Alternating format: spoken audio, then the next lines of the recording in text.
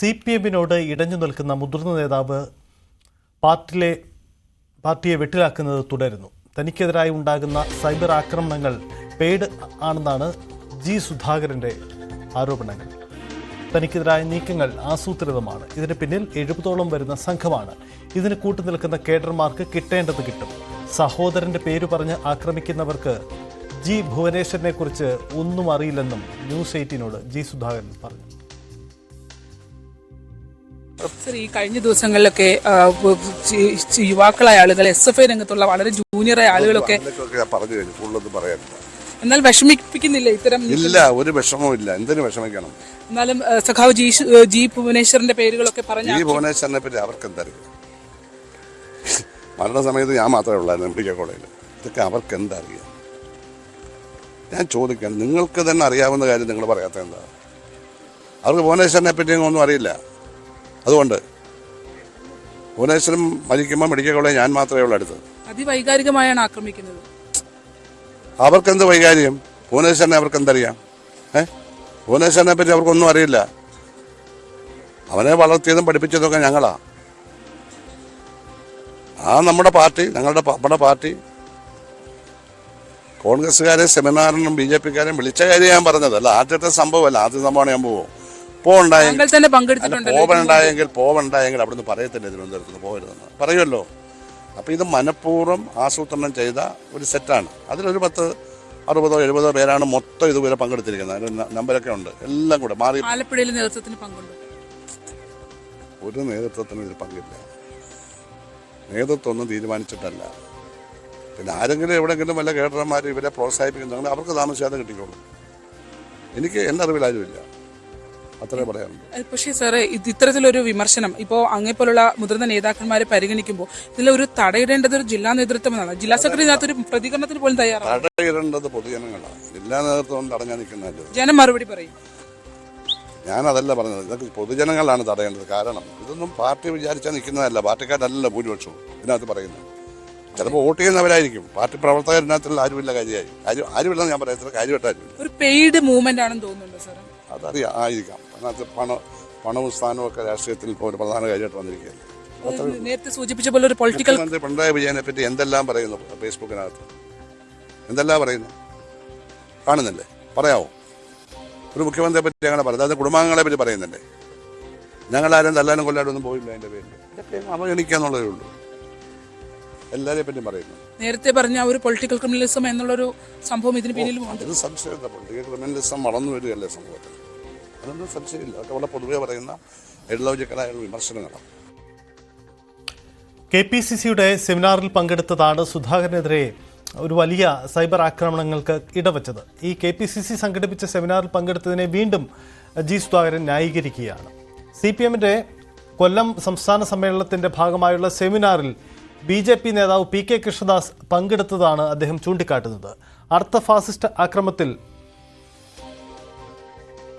1700 രക്തസാക്ഷികളുള്ള ബംഗാളിൽ കോൺഗ്രസുമായി ചേർന്ന് പാർട്ടി മത്സരിച്ചില്ലേ എന്നും ന്യൂസ് 18നോട് ജി സുധാകരൻ ചോദിക്കും.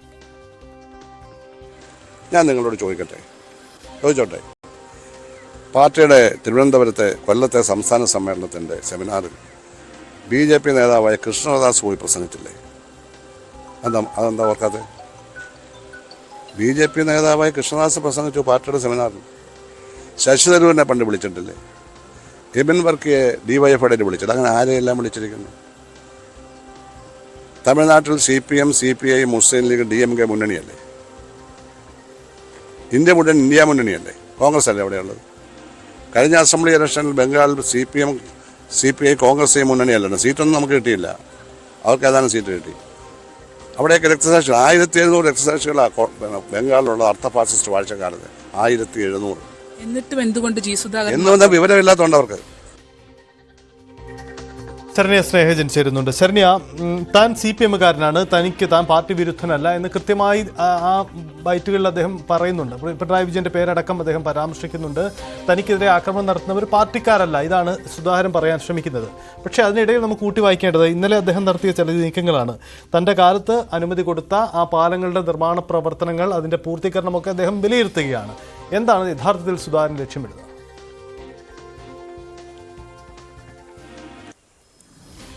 സജിത്ത്, ഇതിൽ ഏറ്റവും പ്രധാനപ്പെട്ട ഒരു കാര്യമെന്ന് പറയുന്നത് ജി സുധാകരന് ഉൾപ്പെടെയുള്ള നേതാക്കന്മാരെ, അതായത് CPM-ൽ തന്നെ പ്രായപരിധി മാനദണ്ഡത്തിന്റെ അടിസ്ഥാനത്തിൽ ഒഴിവാക്കപ്പെട്ട നേതാക്കന്മാരെ തിരികെ കൊണ്ടുവരുന്നതുമായി ബന്ധപ്പെട്ട് ഒരു പുനരാലോചനകൾ ഉണ്ടാകുമെന്നുള്ളത് CPM സംസ്ഥാന സെക്രട്ടറി MV ഗോവിന്ദൻ തന്നെ കഴിഞ്ഞ ദിവസം വ്യക്തമാക്കിയിരുന്നു.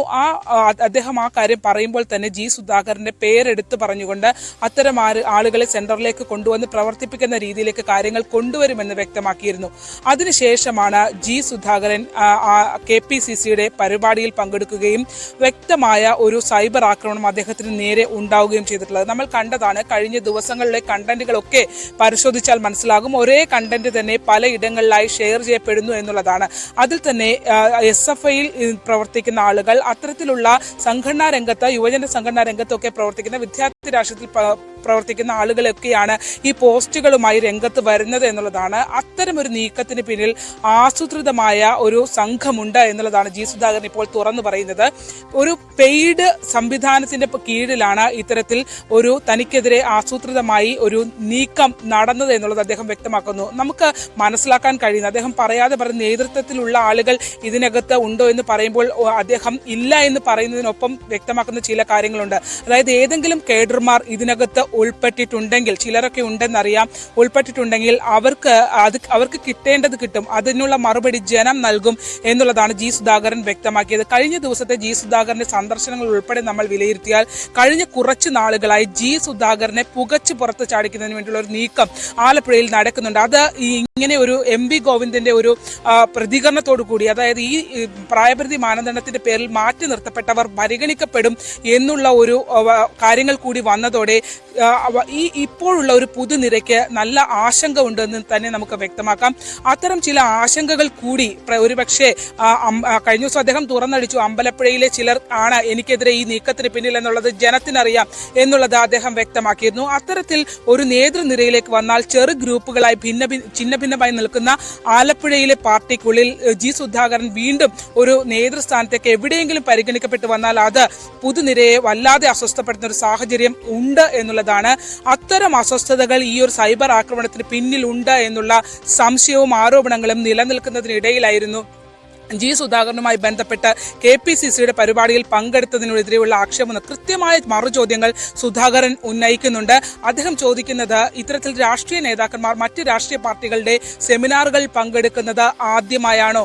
എന്തുകൊണ്ട് താൻ പങ്കെടുത്തപ്പോൾ മാത്രം, അത് തുടർച്ചയായി പങ്കെടുക്കുന്ന ഒരാളാണ് താൻ, എന്നാൽ ഈ ഘട്ടത്തിൽ മാത്രം അത് ഇത്തരത്തിലൊരു വിമർശനങ്ങൾക്ക് വിധേയമാകുന്നു എന്നുള്ളതാണ്. കാരണം അദ്ദേഹം ചോദിക്കുന്ന ചോദ്യം വളരെ പ്രസക്തമായ ഒരു ചോദ്യമാണ്. അതായത് PK കൃഷ്ണദാസിനെ, BJP നേതാവ് കൃഷ്ണദാസിനെ CPM-ന്റെ സംസ്ഥാന സമ്മേളന സെമിനാറിൽ പങ്കെടുപ്പിച്ചു.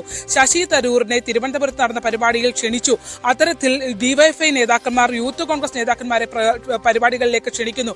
അത്തരത്തിലൊക്കെ ക്ഷണിക്കുമ്പോൾ ഈ BJP നേതാവ് ഉൾപ്പെടെ പങ്കെടുക്കുമ്പോൾ ഉണ്ടാകാത്ത പ്രത്യേകത എന്താണ് താൻ പങ്കെടുത്തപ്പോൾ ഉണ്ടായിട്ടുള്ളത്? തന്നോട് പാർട്ടി നേതൃത്വം എവിടെയും, അതായത് ഇന്നലെ സംസ്ഥാന നേതൃത്വത്തിൽ നിന്ന് തന്നോട് ആരും തന്നെ ഈ പരിപാടിയിൽ പങ്കെടുക്കരുതെന്ന് പറഞ്ഞിട്ടില്ല. പിന്നീട് ഉണ്ടാകുന്ന ഈ ഉയരുന്ന പുകയ്ക്ക് പിന്നിൽ ചില നാളങ്ങളുണ്ട് എന്നുള്ളത് തന്നെയാണ് ജി സുധാകരൻ ആരോപിക്കുന്നത്. ശരി, അതാണ് സാഹചര്യം. എന്തായാലും സുധാകരൻ പാർട്ടിയിൽ ഒരു വിഭാഗം ആളുകളെ ലക്ഷ്യമിട്ടുകൊണ്ട് തന്നെ നീക്കം നടത്തുന്നു എന്നാണ് വ്യക്തമാണ്. എന്തായാലും സുധാകരന്റെ CPM-ലെ ഭാവി എന്തായിരുന്നത് വരും ദിവസങ്ങളിൽ കൂടുതൽ വ്യക്തത ഉണ്ടാകുന്ന തുടർ നീക്കങ്ങൾ ഉണ്ടാകുമെന്ന് കരുതാം.